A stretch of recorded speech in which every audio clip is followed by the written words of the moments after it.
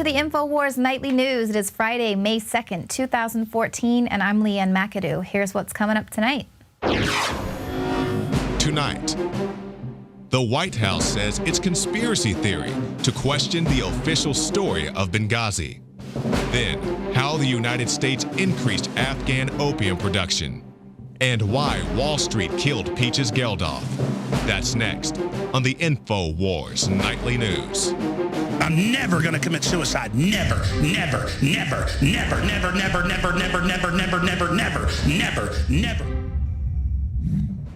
The House Oversight Committee Chairman Darrell Issa has issued a subpoena for the Secretary of State John Kerry. He wants him to come before a committee on May 21st to talk about Benghazi. He wants him to testify. And now this comes in the wake of those smoking gun emails that show the White House officials worked to craft that narrative.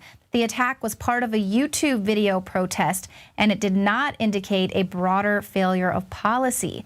Now, Issa said in a letter to Kerry, compliance with the subpoena for documents is not a game.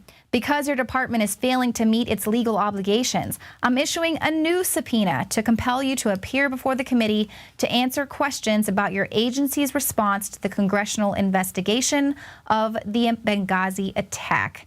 So here he goes again, trying to use stronger words to compel them to comply with the inquest to find out what happened with Benghazi. But apparently, what does he just not know how this administration works?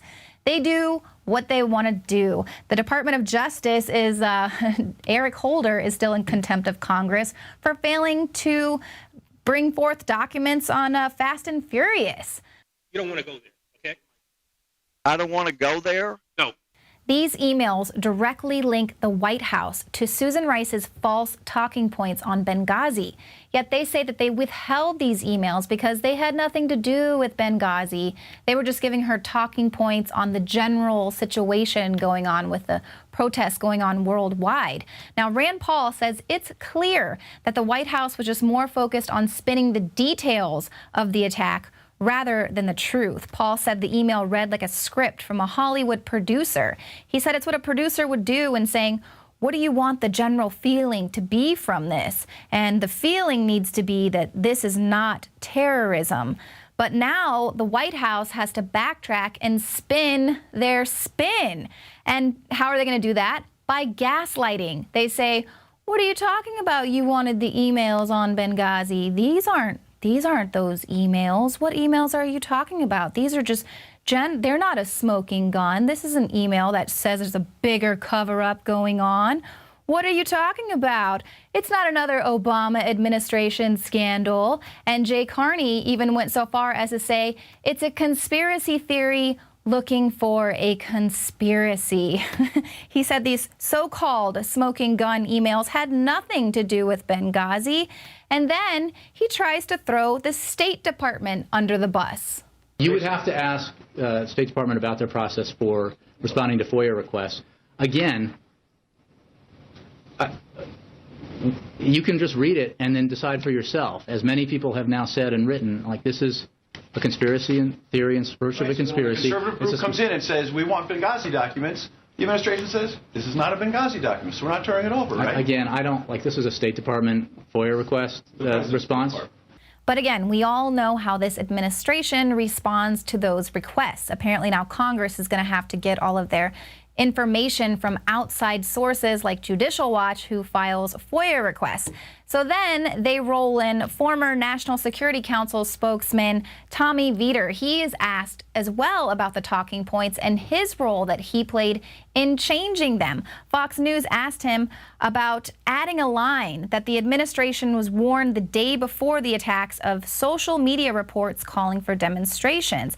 This was in order to bolster this false idea that the attack was the spontaneous result of a riot against the video.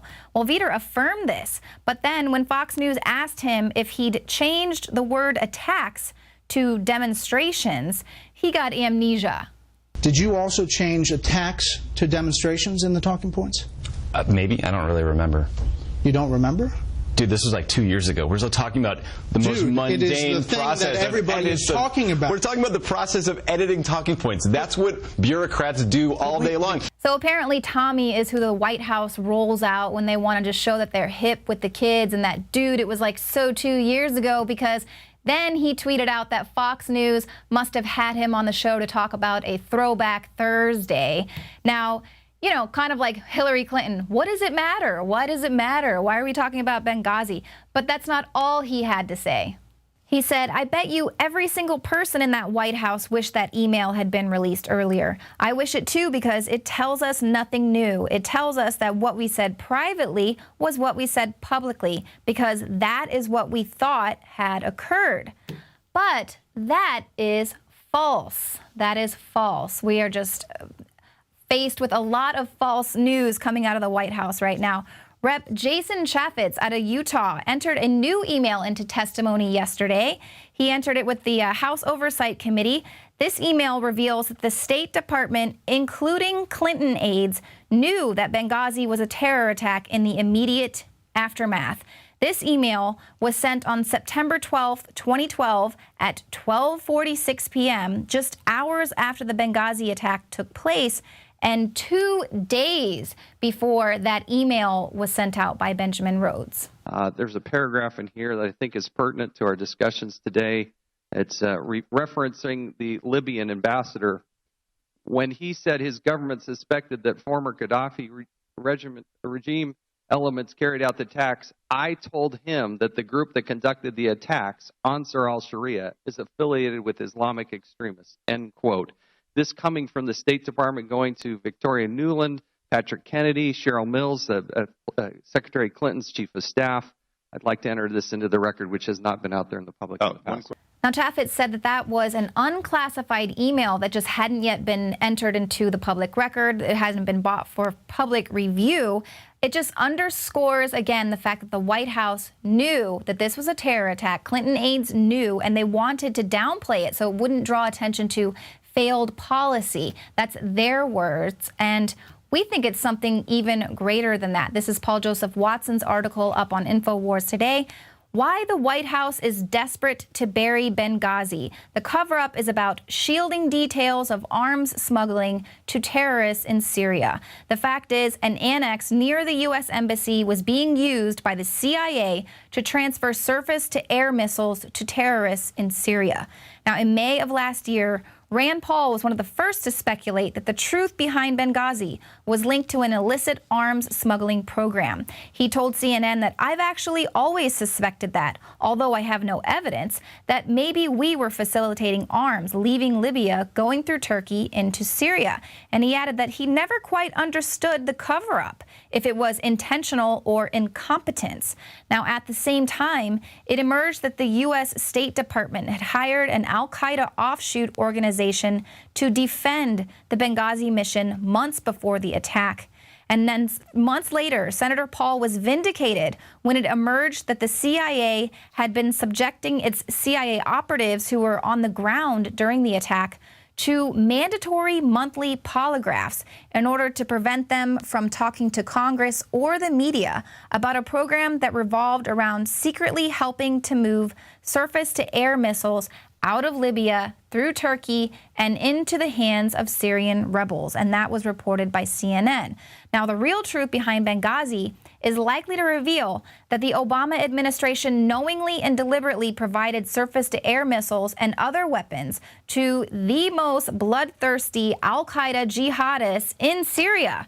So, if a proper investigation into Benghazi was to come about and we were able to get concrete evidence of this happening, Obama would be impeached, members of his administration would be jailed.